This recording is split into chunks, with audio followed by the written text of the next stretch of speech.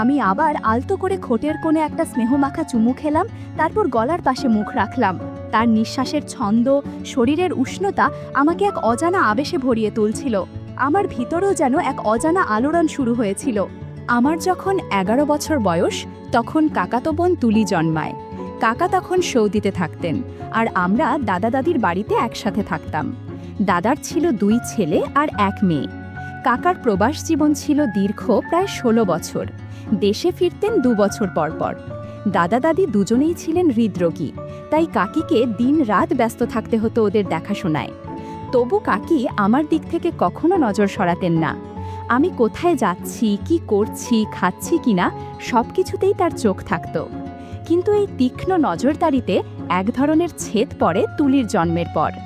কাকি তখন সময়ের বেশিটাই কাটাতেন তুলির যত্নে, আর সেই ছোট্ট শিশুর দেখভালের অনেকটা দায়িত্ব এসে পড়ে আমার ওপর, বিশেষ করে যখন কাকি দাদা দাদির ঘরে থাকতেন।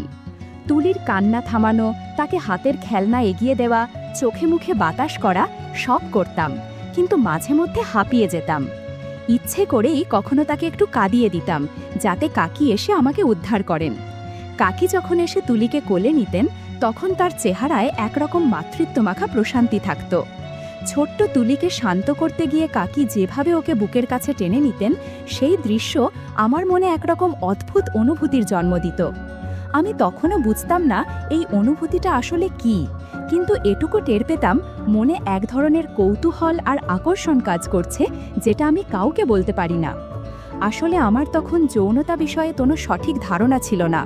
শুধু এটুকুই বুঝতাম, কাকির মায়াময় উপস্থিতি আর তার কিছু মুহূর্ত আমাকে একরকম চুপিসারে নাড়া দিয়ে যেত।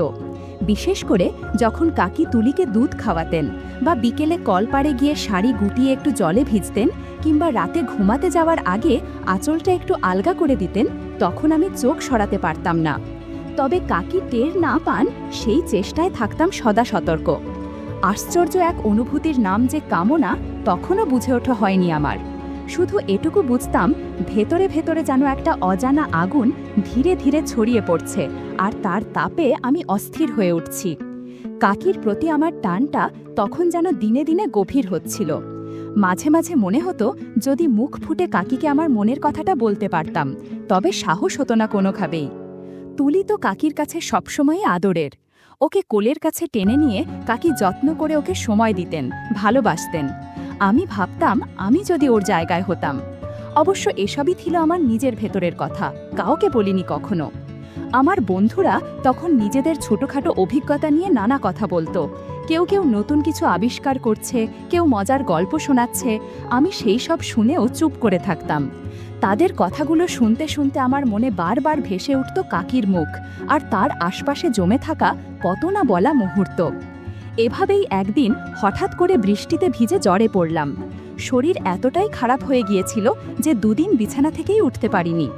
আর কাকি তো তখন একেবারে ছায়ার মতো আমার পাশে লেগে থাকলেন।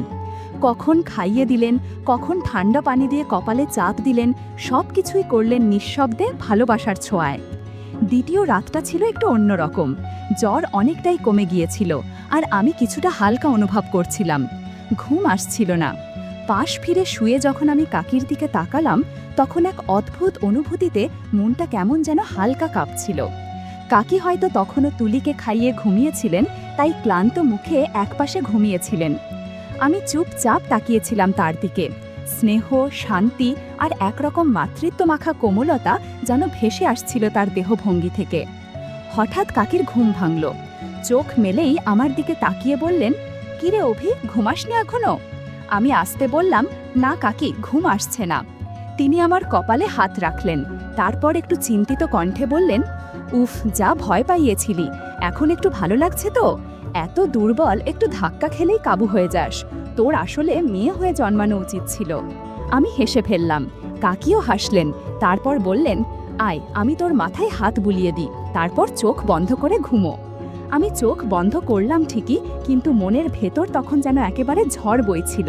কাকির সেই যত্নভরা স্নেহ আর ভেসে আসা চেনা সুগন্ধ সব মিলিয়ে একটা ঘোরের মধ্যে হারিয়ে যাচ্ছিলাম আমি। ঘরের মৃদু আলোয় আমি শুধু টের পাচ্ছিলাম এই মায়ামাখা উপস্থিতি আমার মনে কি অদ্ভুত দোলা দিয়ে যাচ্ছে। বেশ কিছুক্ষণ নিস্তব্ধ থাকার পর হঠাৎ কাকির গলা শুনলাম, হালকা গম্ভীর কিন্তু পরিচিত কোমল স্বরে। কিরে অভি, এখনো ঘুমাসনি? আমি চমকে তাকালাম, দেখি কাকি আমার দিকেই তাকিয়ে, চোখে একরকম প্রশ্ন আবার একরকম মায়াও। আমি আস্তে বললাম, ঘুম আসছে না কাকি। কাকি মাথা নেড়ে বললেন, নিশ্চয়ই পেট খালি বলেই ঘুম আসছে না, রাতে তো কিছুই খাসনি, এক কাজ করি, একটু কিছু এনে দিই? আমি মাথা নেড়ে বললাম, না কাকি, এখন খেতে ইচ্ছে করছে না। তিনি আবারও বললেন, না খেলে চলবে, শরীরে বল পাবি না, এমনিতেই কদিন ধরে কিচ্ছু খাস না, তাহলে এক গ্লাস দুধ গরম করে দিই? আমি থেমে থেকে বললাম, দুধ খাবো, তবে একটা শর্তে। কাকি একটু অবাক হয়ে জিজ্ঞেস করলেন, মানে? আমি নিচু গলায় বললাম, তুলি যেভাবে খায় আমিও সেভাবে খেতে চাই কাকি। এই কথাটা বলে ফেলতেই নিজের কথাতেই নিজেই যেন স্তব্ধ হয়ে গেলাম। মনে হচ্ছিল আমি কি সত্যিই কাকিকে এসব বললাম? নিজের ভেতরে এক অদ্ভুত আলোড়ন টের পাচ্ছিলাম। কাকির প্রতিক্রিয়ার জন্য আমি অপেক্ষা করছিলাম, বুক ধুক ধুক করছিল। কাকি কিছুক্ষণ চুপ থেকে মাথায় হাত বুলিয়ে বললেন, এই ছেলে, তুই যে কত দুষ্টু হয়েছিস, বড় হয়ে গেছিস, এখন কি সব ভাবিস বলতো? বলার সময় মুখে একটু হাসিও ছিল।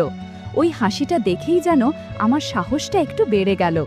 আমি বললাম, তুলি তো রোজ তোমার কোলে এসে খায়, আমি যদি একটু আদর পাই তাতে দোষ কোথায়? কাকি মুখে আবারও মুচকি হাসি টেনে বললেন, কি সব পাগলামি করিস অভি, তোর বন্ধুরা শুনলে সারাক্ষণ খেপাবে তোকে, লোকে শুনলে কি বলবে? আমি বললাম, আমি কাউকে কিছু বলবো না কাকি, প্লিজ, না দিলে বুঝবো তুমি তুলিকেই ভালোবাসো, আমাকে না। কাকি একটা দীর্ঘ শ্বাস ফেলে বললেন, উফ, ঠিক আছে, নাছোড় বান্ধা একটা, তবে একটাই শর্ত, এসব কারো সঙ্গে বলবি না, না হলে লোকজন তোকে নিয়ে হাসাহাসি করবে। আমি মাথা নাড়লাম। কাকি একটু নরম গলায় বললেন, আয় এবার, আর ছেলে মানুষই করিস না। তারপর কাকি আস্তে করে শাড়ি আর ব্লাউজটা গুছিয়ে বসে গেলেন। আমি ঘরের আবছা আলোয় তার মুখটা দেখছিলাম, চেনা, স্নেহ ভরা, কিন্তু আজ যেন একটু আলাদা। আমি ধীরে ধীরে কাছে এগিয়ে গেলাম। কাকি মাথায় হাত বুলিয়ে দিতে দিতে বললেন, এই ছেলে, এত অবাক হয়ে দেখছিস কেন? কোলের আদর পেতে তো সব বাচ্চাই চায়। তারপর আমার কপালে হাত বুলিয়ে একবার চোখের দিকে তাকালেন, যেন বুঝতে চাইছেন কিছু। আমি শান্ত গলায় বললাম, তুমি না থাকলে আমি থাকতাম না কাকি। তিনি মুচকি হাসলেন। তারপর দুজনেই কিছুক্ষণ চুপচাপ বসে রইলাম। বাইরের অঝোর বৃষ্টির শব্দে ঘরটা আরও নিঃশব্দ হয়ে উঠেছিল। কাকির চোখে মুখে মায়ার ছায়া, আমার চোখে একটা চুপচাপ অপেক্ষা। আমরা দুজনেই তখন সেই ঘরের ভেতর এক নরম, নীরব, অপরিচিত আবেগে জড়ানো ছিলাম, যেটা কারো সঙ্গে ভাগ করে নেওয়া যায় না, শুধু অনুভব করা যায়। কিছুক্ষণ এক অদ্ভুত ঘোরের মধ্যে ছিলাম আমি। হালকা আলো, নিঃশব্দ রাত, আর কাকির গা থেকে ভেসে আসা পরিচিত সেই গন্ধ আমাকে যেন পুরোপুরি ঘিরে ফেলেছিল। চোখ বন্ধ করেই অনুভব করছিলাম আমি কোথায় যেন হারিয়ে যাচ্ছি, এক জায়গায় যেখানে আমি আর কাকি ছাড়া কেউ নেই। হঠাৎ কাকির গলার নরম আওয়াজে হুঁশ ফিরল। কাকি আস্তে হেসে বলল, আহারে, এমন করে করলে কিছু হবে রে দুষ্টু, এত মোলায়েম করে করলে কি তোর কাকি কিছু পাবে? আমি চমকে তাকালাম। লজ্জায়, কৌতূহলে আর উত্তেজনায় আমার গলা শুকিয়ে গেল। কাকি আবারও বলল, আয়, আমি যেমন বলি তেমন করে চেষ্টা কর, দেখবি কেমন আরাম লাগবে। তারপর কাকি নিজেই সামান্য সামলে নিয়ে বলল, এইভাবে নয় রে পাগল, একটু জোরে কর, তবেই না আদরটা টের পাওয়া যায়। আমি চুপচাপ কাকির কথা মতো করছিলাম। ওর গলার টোনে তখন একরকম প্রশ্রয় আর আশ্চর্য রকমের কোমলতা ছিল। আমার শরীর তখনও কাঁপছিল, কিন্তু মনটা কেমন শান্ত লাগছিল। কিছুক্ষণের মধ্যে আমি পুরোপুরি সেই মুহূর্তে ডুবে গেলাম। আশেপাশে কিছুই টের পাচ্ছিলাম না, শুধু মনে হচ্ছিল কাকির প্রতি এই যে ভালোবাসা, আদর আর একরকম চেপে রাখা অনুভূতি, সেটা যেন এক এক করে খুলে যাচ্ছে আমার ভেতর থেকে। আমি মাথা তুলে কাকির দিকে তাকালাম। দেখলাম কাকি চোখে মায়া ভরা একটা দৃষ্টি নিয়ে আমার দিকেই তাকিয়ে আছে। তার এক হাত আমার মাথার ওপর ধীরে ধীরে চুলে বিলি কাটছে। আমাদের চোখাচোখি হতেই কাকি মৃদু হাসল, তারপর নিঃশ্বাস ফেলে বলল, উফ, দুষ্টু ছেলে একটা, সব ভালো জিনিস তোদেরই চাই। আমি লজ্জায় মাথা নিচু করে বললাম, তোমাকে ব্যথা তো লাগেনি কাকি? কাকি একটু চুপ করে থেকে বলল, না রে পাগল, তোকে আদর দিতে আমার কখনো কষ্ট হয় না, বরং তুই যখন আমার এত কাছাকাছি থাকিস তখন মনটা শান্ত লাগে।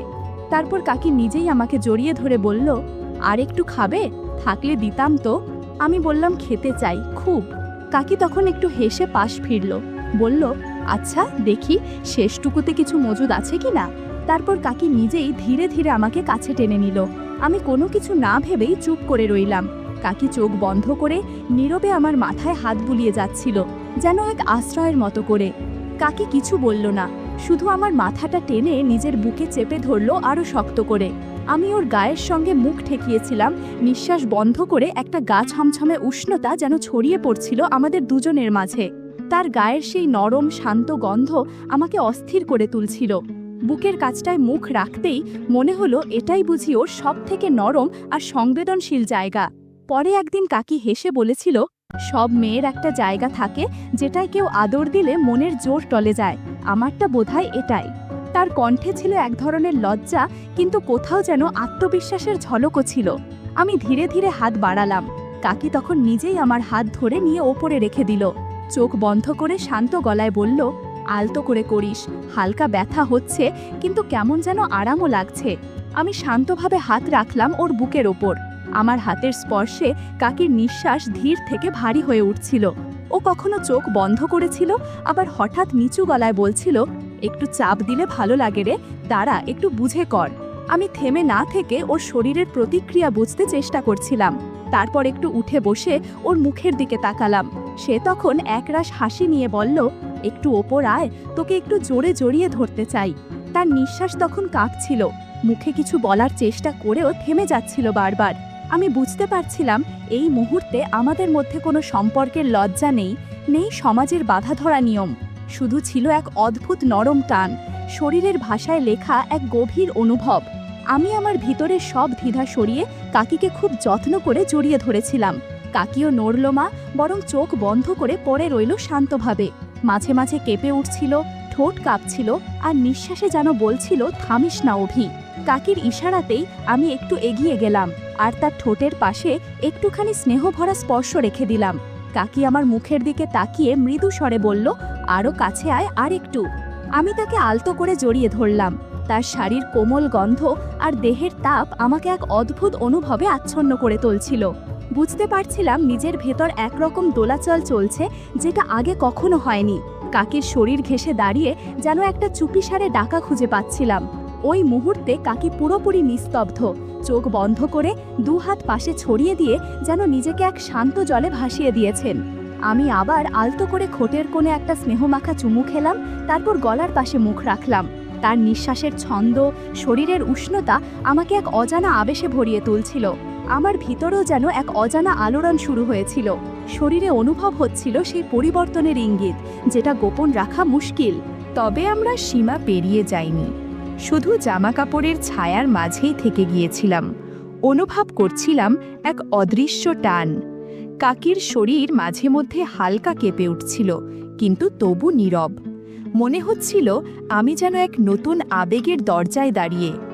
সেই রাতে আমাদের মধ্যে কোনো কিছু ঘটেনি, অন্তত বাইরে থেকে যা বোঝা যায় সেই অর্থে কিছু না। কিন্তু যেটুকু হয়েছিল সেটা অনেক গভীর। কাকি যেন শুধু আপন করে নেয়নি, তার বিশ্বাসটুকুও আমার হাতে তুলে দিয়েছিলেন। কিভাবে নিঃশব্দ ভালোবাসায় ডুব দিতে হয় সে শিক্ষা সেদিন কাকির কাছ থেকেই পেয়েছিলাম।